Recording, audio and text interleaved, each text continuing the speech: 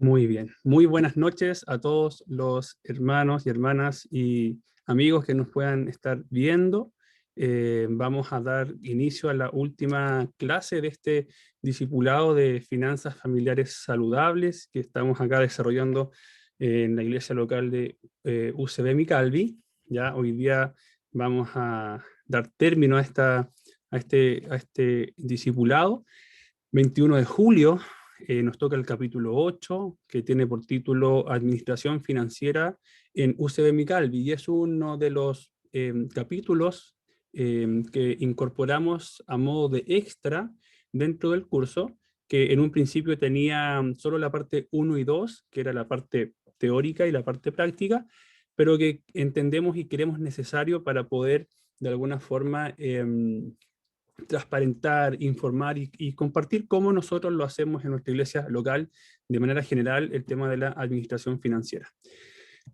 Entonces, capítulo 8, administración financiera en uso de Micalvi, y vamos a hacer un pequeño repaso como de costumbre de lo que vimos la semana pasada, el capítulo 7, en donde vimos cómo era nuestro sistema de pensiones en Chile. Bien, entonces ahí nosotros pudimos ver un poco cuál es la historia de las administradoras de fondos previsionales, las AFP, desde su inicio hasta hoy día ya, el 2021, en donde han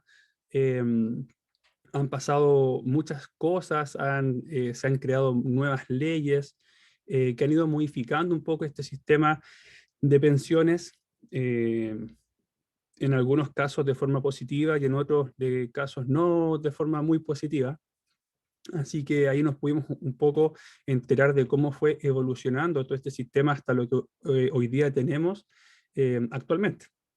Después vimos cómo funcionaban estas administradoras de fondos, qué es lo que hacían con el dinero, cómo lo administraban, cómo lo invertían, eh, por ejemplo, cuáles eran nuestras cuentas, cuáles eran los porcentajes, los fondos que teníamos, el retorno, y bueno, vimos un poco el aspecto operativo de estas administradoras, y finalmente vimos los puntos importantes que nosotros debiésemos tener en consideración, conocer y tener en consideración respecto a un tema importante que no es como para nosotros los cristianos, no es lo más relevante, pero sí es algo que nosotros debiésemos tener conocimiento para poder administrar y ser buenos mayordomos de lo que el Señor coloca en nuestra mano, y también ser responsables con lo que el Señor nos da, ¿cierto?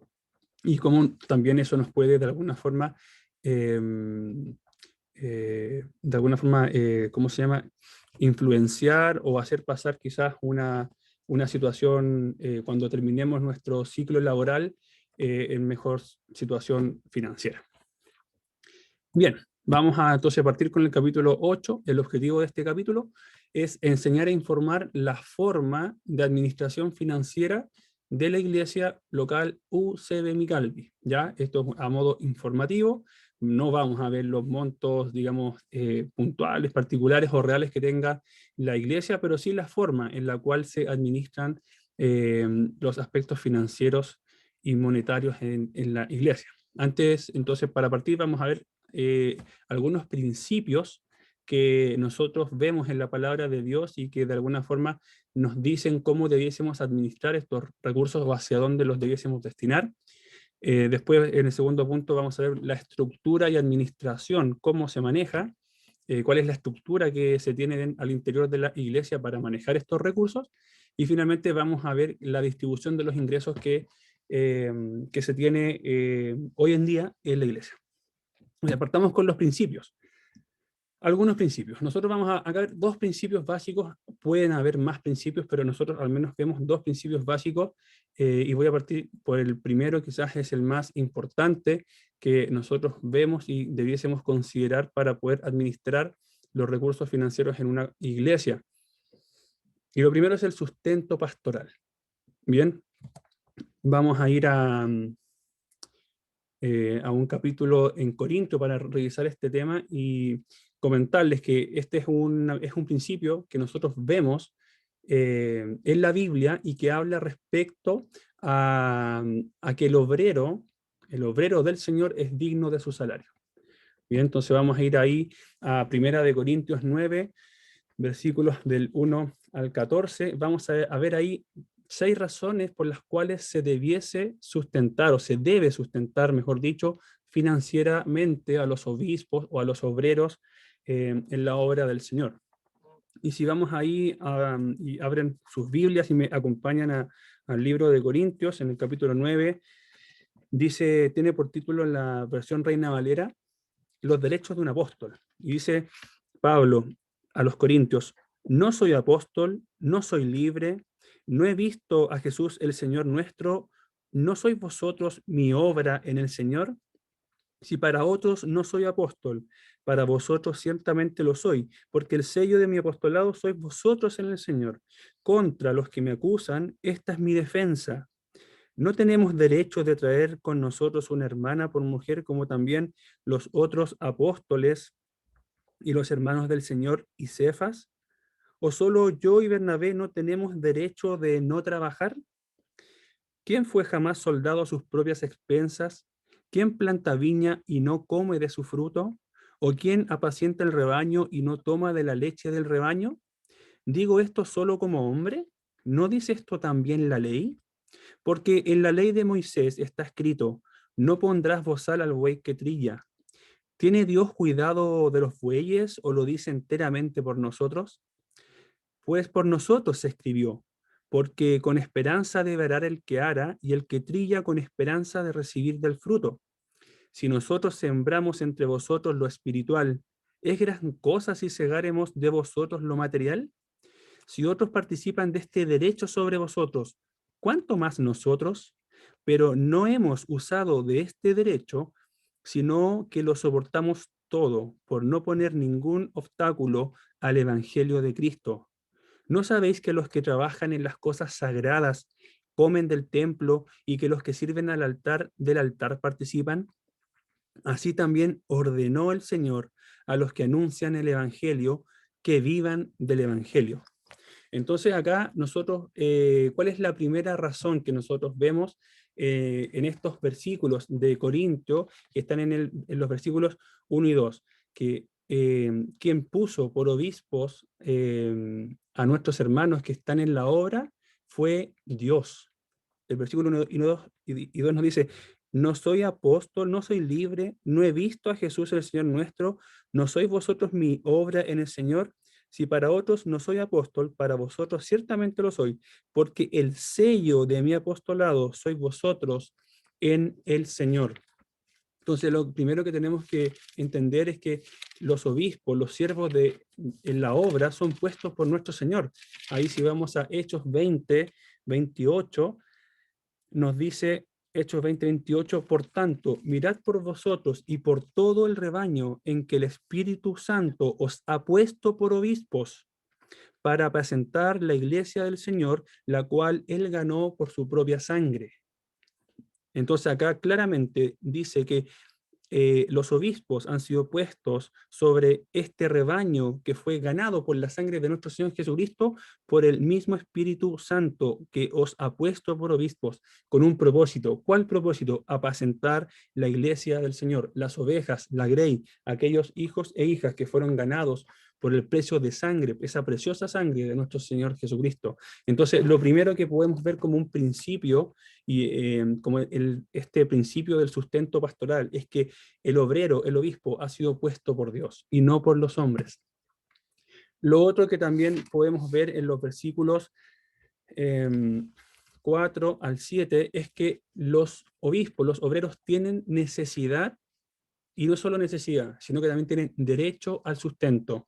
Versículos 4 al 7, acá el apóstol Pablo dice, ¿acaso no tenemos derecho de comer y beber? ¿No tenemos derecho de traer con nosotros a una hermana por mujer como también los otros apóstoles y los hermanos del Señor y Cefas? ¿O solo yo y Bernabé no tenemos derecho de no trabajar? ¿Quién fue jamás soldado a sus propias expensas?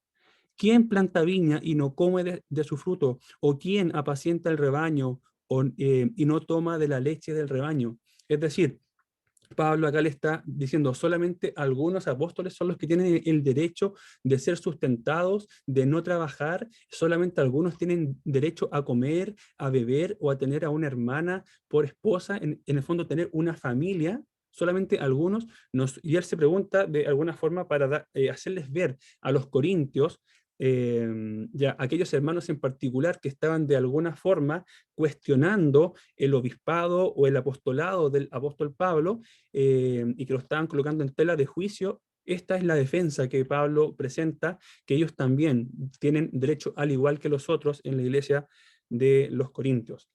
Entonces también vemos que el obrero tiene la necesidad, al igual que cualquier hermano dentro de la iglesia, y el derecho a ser sustentado y a no trabajar, como dice Pablo. Bueno, ellos efectivamente son dignos de su salario. Si nosotros vamos a ver ahí, primera de Timoteo 5:18, primera de Timoteo 5:18 y 19, dice así: pues la escritura dice, no pondrás bozal al buey que trilla, y digno es el obrero de su salario.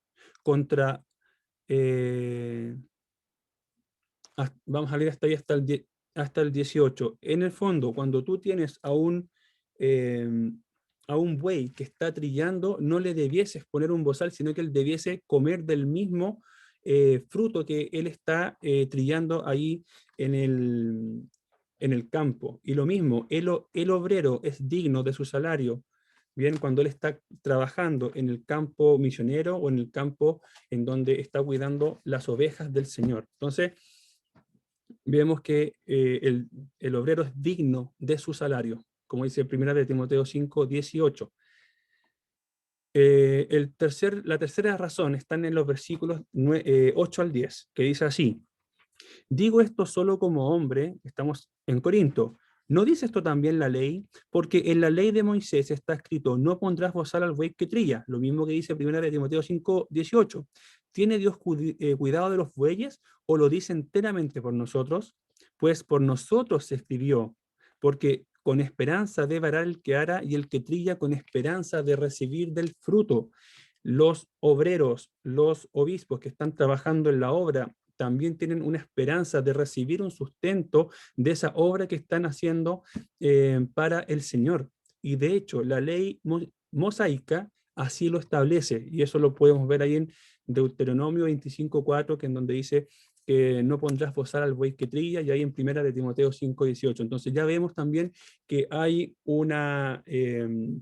un fundamento en el Antiguo Testamento que es ratificado y es confirmado en el Nuevo Testamento, tanto acá en este pasaje en Corinto como también en el pasaje de Timoteo. Bien, la cuarta razón por la cual nosotros debiésemos sustentar financieramente a los obispos, a los obreros que están en la obra de nuestro Señor, está acá en el versículo 11 y 12. Dice, si nosotros sembramos entre vosotros lo espiritual, ¿es gran cosa si segaremos de vosotros lo material? Si otros participan de este derecho sobre vosotros, ¿cuánto más nosotros? Pero no hemos usado de este derecho, sino que lo soportamos todo por no poner ningún obstáculo en el evangelio de nuestro Señor Jesucristo. Es decir, ellos dicen, o sea, si nosotros las ovejas, los que somos hijos del Señor, que estamos siendo cuidados, somos el rebaño de nuestro Señor, que estamos siendo apacentados, cuidados, exhortados y bendecidos espiritualmente por nuestros pastores, debiésemos nosotros sustentarles lo material. Eso es lo que está diciendo. Si nosotros nos hacemos cargo de entre ustedes sembrar el ámbito espiritual para que ustedes crezcan, florezcan, ustedes den fruto, es gran cosa. Si ustedes se hacen cargo de nuestras necesidades materiales, eso es lo que está preguntando Pablo acá en el versículo 11. Si nosotros sembramos entre vosotros lo espiritual, es gran cosa si segáremos de vosotros, si obtuviéramos como algún tipo de fruto o de una siega, ir a recoger lo material de parte de ustedes. Y así como algunos participan y hacen uso de este derecho, ¿por qué nosotros no lo podemos hacer y hacer uso de este derecho que tenemos como siervos de nuestro Señor? Pero Pablo acá dice, pero nosotros no hemos hecho uso de este derecho, sino que lo soportamos todo para no poner ningún obstáculo al Evangelio de Cristo. No quiere decir que como Pablo no hizo uso de este su derecho, que esto sea una norma para todos. Pablo no lo hizo para no poner tropiezo, porque había un conflicto en la iglesia de Corinto de algunos hermanos que estaban de alguna forma cuestionando a Pablo, sus enseñanzas y su apostolado y hasta el sustento que se le podría estar dando. Pueden inclusive hasta haber puesto en tela de juicio por qué estamos ayudando a Pablo. Quizás ellos pueden haber dicho, oye, ¿sabes que Pablo está acá por intereses porque nosotros les estamos dando dinero a él? Entonces, para que no hubiese algún tipo de tropiezo o de obstáculo al evangelio y a la predicación de la palabra de Dios, es que él no hizo uso de ese derecho. Pero no así, habían otros que sí hacían uso de eso. Entonces, Pablo por eso no usó esto, y él también sabemos que trabajaba armando carpas para poder también tener algún tipo de ingreso. Pero esto no es una regla que debiésemos seguir por todo lo que estamos viendo. El versículo 13 dice lo siguiente, ¿no sabéis que los que trabajan en las cosas sagradas comen del templo y que los que sirven del altar participan?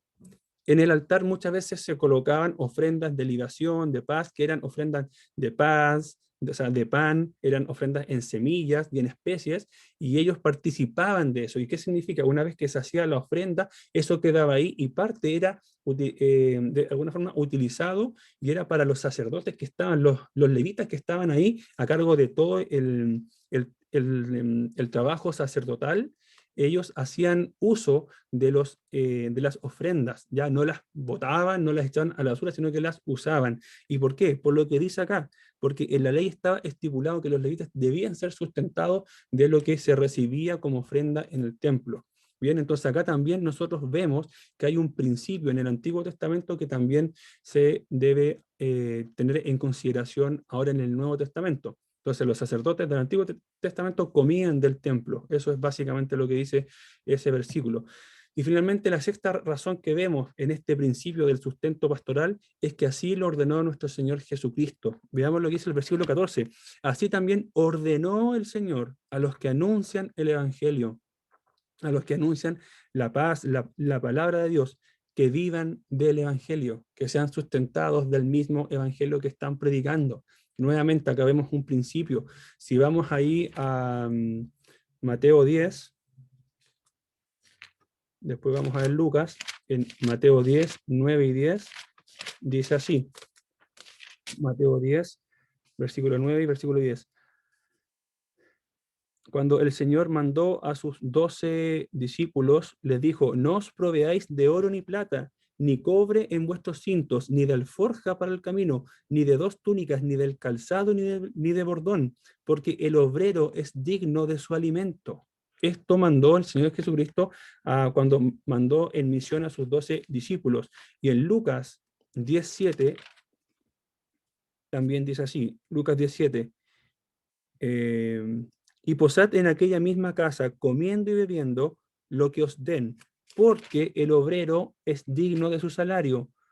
No os paséis de casa en casa. Entonces acá también vemos que el Señor Jesucristo mandó de que no se proveyeran de nada porque el obrero, el trabajador del Evangelio, es digno de su salario.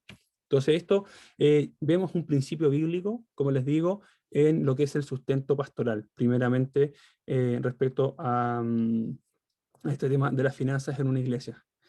Por otra parte, también vemos otro principio que es la ayuda a los necesitados. En Hechos 11, 28 al 30, vemos que Pablo levanta una ofrenda para ir en ayuda de los hermanos de Jerusalén que estaban pasando por dificultades. Ya sabemos que ahí los estaban persiguiendo, se había destruido la ciudad, entonces no era una situación muy fácil para la iglesia que se había formado en Jerusalén. Por lo tanto, Pablo levanta una ofrenda a las iglesias que él iba formando en sus viajes misioneros. Y en el versículo 28 al 30 del capítulo 11 dice lo siguiente. Y levantándose uno de ellos, llamado Ágabo, daba a entender por el Espíritu que vendría una gran hambre en toda la tierra habitada, la cual sucedió en tiempo de Claudio. Entonces los discípulos, cada uno conforme a lo que tenía, determinaron enviar socorro a los hermanos que habitaban en Judea, lo cual en efecto hicieron enviándolo a los ancianos por mano de Bernabé y de Saulo. Entonces, vemos que se levantó una ofrenda para los necesitados. Veamos un par de cosas acá. Lo primero es que había una gran necesidad, es decir, se había generado una gran hambre, como dice el versículo 28. Entonces había una necesidad puntual que se tenía que suplir. En el versículo 29 dice que se levantó una ofrenda y que ellos enviaron una ayuda conforme a lo que tenían. Fíjense que eso es importante. Entonces los discípulos, cada uno conforme a lo que tenía, decidieron enviar socorro a los hermanos que habitaban en Judea. Entonces también acá vemos que junto con enviar algo dependiendo de lo que tenían, ellos determinaron, es decir, decidieron ir en ayuda. En otras palabras, fueron intencionales con la ayuda. Entonces, por una parte, vieron la necesidad que se generó en los hermanos, una gran hambre, entonces determinaron ir en ayuda conforme a lo que tenían. Y en el versículo 30 vemos que llevaron a cabo esta ayuda de manera real y práctica. Dice, lo cual en efecto hicieron. O sea, no solamente quedaron en la intencionalidad de suplir una necesidad que se generó, sino que ellos lo llevaron a cabo. No solo fueron intencionales, no solamente fueron buenas intenciones, sino que lo ejecutaron. No quedaron solamente en la idea de hacerlo.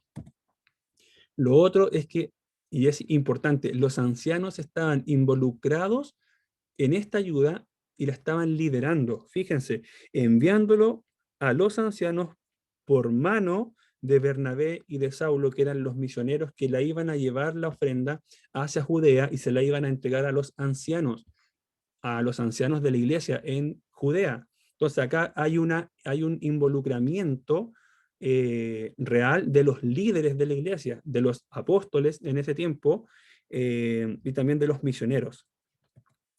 Y por último, tenemos que ver respecto a este mismo principio de ir en ayuda de los necesitados, en 2 de Corintios 9, versículos 7 y 13, dice lo siguiente: cada uno dé como propuso en su corazón, no con tristeza ni por necesidad, porque Dios ama al dador alegre. Y el 13 nos dice, pues por la experiencia de esta administración glorifican a Dios por la obediencia que profesáis al Evangelio de Cristo y por la liberalidad de vuestra contribución para ellos y para todos. Es decir, nosotros con nuestra forma de dar de forma alegre, dadivosa y con un ánimo voluntario, estamos, fíjense, glorificando a Dios. Entonces, primero estamos obedeciendo al Evangelio que busca finalmente glorificar a Dios con la ayuda que estamos determinando. Entonces, hay principios que nos dicta la palabra de Dios, que nos muestran que tenemos que ir en ayuda de los necesitados.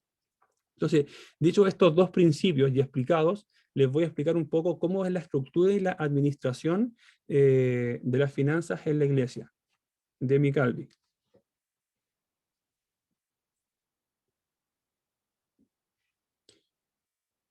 Bien, lo primero en considerar es que nosotros en la iglesia de McAlvey tenemos un liderazgo. Fíjense que ya hemos hablado un poco de la función de los líderes en lo que es la administración de los recursos. Tenemos un liderazgo que está conformado por un grupo pluralista de ancianos. Es decir, hay un grupo de hermanos que son ancianos, que nosotros vemos que esto está en la Escritura. Cuando el apóstol Pablo iba a hacer los viajes misioneros, él dejaba ancianos encargados de las congregaciones, de las iglesias o de las obras que estaban comenzando en las distintas ciudades que él visitaba y donde él evangelizaba. Dejaba a cargo personas, hombres, que eran ancianos. Y cuando, después de que se instauran todas estas iglesias en los viajes misioneros de Pablo y después cuando él vuelve a estas congregaciones, vemos que él se dirige muchas veces para resolver ciertos temas, ciertos dilemas, ciertos problemas o ir en ayuda de otros, se dirige al grupo de ancianos, al grupo de hermanos que estaban a cargo de las obras. Entonces, nosotros también vemos que eso es bíblico, por lo tanto nosotros en la iglesia local de McAlvey tenemos un grupo de ancianos pluralista que somos laicos, que está también conformado por el pastor, y eso sería un poco el liderazgo o el directorio de la iglesia, los ancianos con el pastor. Bien, ahora, ¿cuáles son las funciones que nosotros tenemos como ancianos en la iglesia? O lo que tienen los ancianos. Primero es velar por la vida espiritual de la Grey. Recuerden que los obispos, los obreros, los que trabajan en la obra, deben velar por el rebaño del Señor. Nosotros es una de las principales funciones que tenemos o que tienen estos ancianos dentro de la iglesia, que es velar por la vida espiritual, por la doctrina y por el cuidado de la vida espiritual de cada hermano y hermana que se congrega en Micalvi. También nosotros estamos para el servicio de los hermanos. Servicio, llámese escuela dominical, llámese culto, llámese servir en lo que se necesite. Los ancianos estamos para eso, para servir en consejería, en enseñanza, en exhortar, en ayudar, en administrar, en hacer reuniones, en gestionar. Y aquí están todas un poco las funciones, como les digo, que es animar, exhortar, aconsejar, coordinar, gestionar, administrar, orar también por nuestros hermanos de la iglesia, y también como ancianos, al igual que todos los hermanos de la congregación, nosotros también tenemos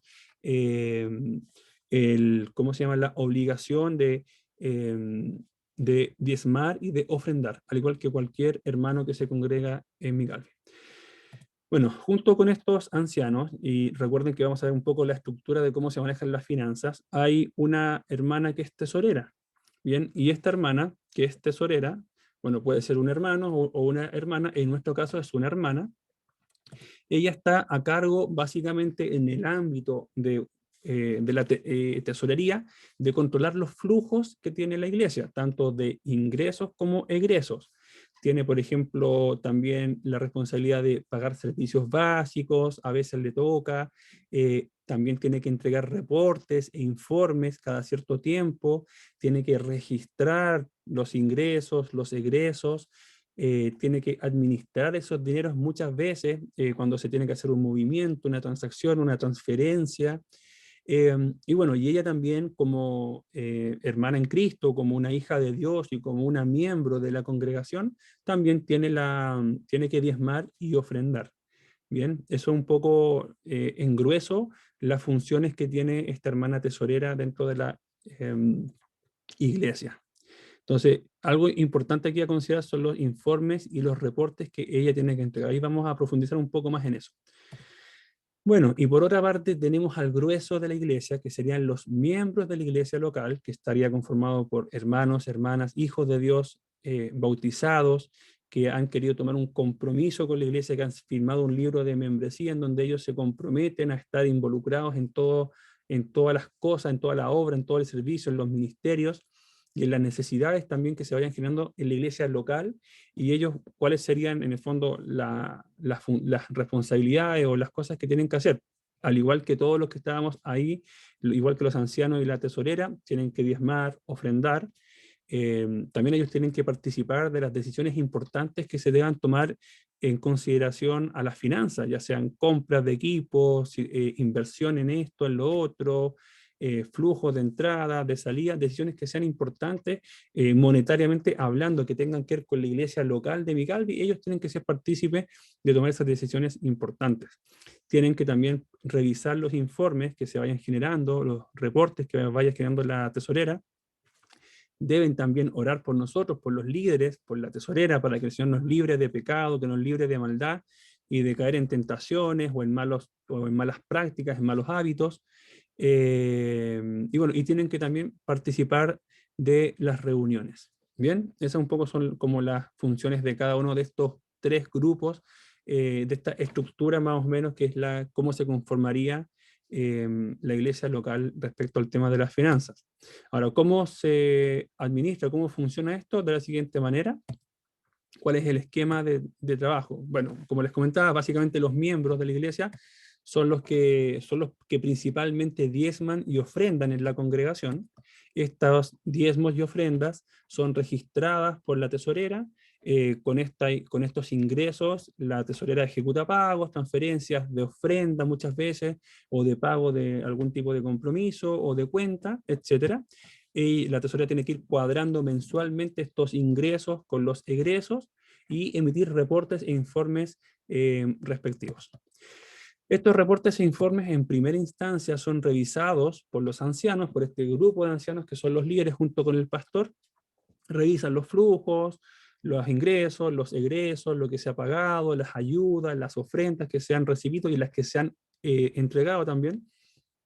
También trabajan en distribuir fondos, en asignar recursos para ciertos ministerios, ciertos hermanos, ir en ayuda de alguna situación puntual que se esté viviendo al interior de la congregación o algún misionero, o aportes que se deban de alguna forma solventar. Y también van tomando decisiones habituales, y estas decisiones habituales son decisiones que están asignadas nuevamente al tema monetario y tienen cierto piso. Por ejemplo, hay un monto definido máximo en el cual los ancianos pueden tomar decisiones. Si ese monto que está definido por la congregación, por los miembros en una asamblea, ese monto que se definió se sobrepasa, ya sea en un pago, en una inversión, la decisión debe ir a una reunión de miembros, en donde se decide si se hace o no esa compra, esa inversión, ese pago o lo que fuese, ¿bien? Entonces, como les comentaba, hay una asamblea de miembros o una reunión de miembros en donde participan los miembros, la tesorera, los ancianos, y básicamente acá, ¿qué es lo que se hace respecto al tema de las finanzas? Se revisan estos informes que se generan periódicamente, se opina y se vota respecto a decisiones complejas o respecto a lo que se está haciendo, cómo se están distribuyendo los dineros, y también se toman decisiones importantes, ¿ya? Como les digo, cuando, por ejemplo, pasan cierto nivel de gasto, entonces ahí los miembros son los que toman la decisión de qué es lo que se hace o no se hace. Bien, pasemos al último punto, que sería la distribución de los ingresos. Ya, estos son los porcentajes en que la iglesia distribuía los ingresos, más o menos. Ya, estos porcentajes son referenciales, pero son un poco, es una foto de lo que se hizo el año pasado. Del 100% de los ingresos, se podría decir que, por ejemplo, el 20% iba destinado al sustento pastoral, había un 10% que iba destinado al Ministerio de Misericordia, había un 6% y un 1% que iba para las misiones y evangelismo, había un 2% que iba un poco en ayuda de los ministerios al interior de la iglesia, que tiene que ver en el fondo la edificación de los creyentes, de los miembros de la iglesia. Había un porcentaje importante que se destinó para guardar para inversiones que tengan que ver, por ejemplo, con la compra de una iglesia, un terreno y las mejoras también que uno podría tener que invertir pensando en un futuro en la iglesia, ¿bien? Había un 12% que fue destinado y usado para mantención y reparaciones dentro de la iglesia. Un 5% es lo que la iglesia UCB Micalvi tiene o tuvo que el 2020, dada la pandemia, diezmar para la corporación. Es decir, cada iglesia local de la corporación Unión de Centros Bíblicos tiene que hacer un aporte a la Unión de Centros Bíblicos como la casa central, por decirlo así, para financiar todos los gastos que se incurre en la corporación a nivel nacional. Bien, así se financia, con cada iglesia, con un aporte de cada iglesia local. Y también había un 6% que era personal de ayuda, por ejemplo, personas que a veces tenían que ir a hacer algún tipo de servicio puntual en la iglesia, que se le tenía que dar algún tipo de aporte, también había un 6% que se usaba para eso el año 2020. ¿Cómo funcionamos cómo cambiamos un poco esta distribución para el año 2021? Y es de la siguiente forma. Nosotros estamos aumentando claramente al doble lo que se destinaba para el sustento pastoral. De un 20 pasamos a un 40%, el Ministerio de Misericordia se mantuvo en un 10, Misiones con Evangelismo se mantuvo igual, donde se sacó un porcentaje importante fue en la inversión, ya se bajó de un 38 a un 11%, y también se tuvo que aumentar el diezmo, o sea, más que aumentar, se volvió al porcentaje normal que se tenía que destinar a la corporación. Siempre ha sido un 12% que cada iglesia local aporta a la corporación Unión de Centros Bíblicos, pero dada la pandemia de un 12%, el año pasado se bajó un 5%, ¿bien? Y este año se retomó lo que era antes, lo normal, que es un 12%, ¿bien? Y lo que es de personal de ayuda, que es en el fondo servicios puntuales que se dan en la iglesia, sigue siendo un 6%. Entonces, Si acá nos damos cuenta, acá puse un poco el concepto que les acabo de mostrar en estos gráficos, el porcentaje que era destinado el 2020 y los porcentajes actuales del 2021. Y hay una forma, digamos, de entender este concepto, que es, en el fondo, por cada 1.000 pesos que ingresan a la iglesia, nosotros, por ejemplo, destinábamos en el 2020, de esos 1.000 pesos, nosotros destinábamos el 20%, es decir, 200 pesos. Y eran para el sustento pastoral. Para el personal de ayuda eran 60 pesos de estos 1.000 pesos. Por ejemplo, para la inversión eran 380 pesos. ¿Ya? Para las misiones con evangelismo eran 70 pesos. Para el Ministerio de Misericordia, que en el fondo es para ir en ayuda de hermanos que están pasando por necesidad en la congregación, era un 10%, o sea, eran 100 pesos. Así lo distribuíamos, si es que uno tuviera que ejemplificarlo con un billete de 1.000 pesos, cómo lo voy distribuyendo en estos 9 conceptos. Y hoy día, en el 2021, esto cambió un poco. Como les comentaba, aumentó el sueldo, no es que aumentó el sueldo pastoral, sino que lo que se destina para el sueldo del pastor, porque nosotros hoy día estamos trabajando con el pastor que está siendo sustentado en parte por la iglesia, y otra parte él lo hace como profesor. Él es profesor de química. Bien, entonces nosotros, dado que esa es la situación queremos tenerlo a tiempo completo, por lo tanto hemos destinado del total de los ingresos, en vez de un 20%, a hacer un esfuerzo para que sea un 40%, para apuntar a tenerlos, Dios mediante, pronto ya sirviendo como vimos en el principio bíblico del sustento a los obispos y a los obreros, tenerlo a tiempo completo sirviendo para la obra de nuestro Señor. El diezmo, como les dije, también volvió a ser un 12%, y donde se bajó importantemente son en temas de inversión, ya sea en la infraestructura, en la maquinaria, en los equipos que se necesitan para todo lo que es el servicio de las reuniones que tenemos. Bien, básicamente eso es cómo se distribuyen estos porcentajes dentro de la iglesia local de UCB Micalvi. Bien, y la estructura.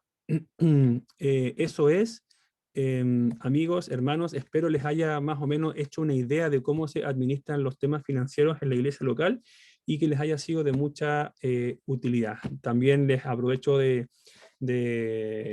les deseo que este curso, ya que hemos terminado hoy día, sea de mucha bendición y ayuda para sus vidas, que puedan arreglar los aspectos financieros dentro del hogar lo mejor posible, basándonos en estos principios bíblicos que vimos, y nosotros como hijos del Señor podamos dar gloria y honra a Dios con cómo administramos, y somos buenos mayordomos de lo que el Señor coloca en nuestras manos para que podamos administrar, entendiendo que todo le pertenece a Él y que nosotros solo somos administradores de los bienes del Señor. Así que el Señor les bendiga.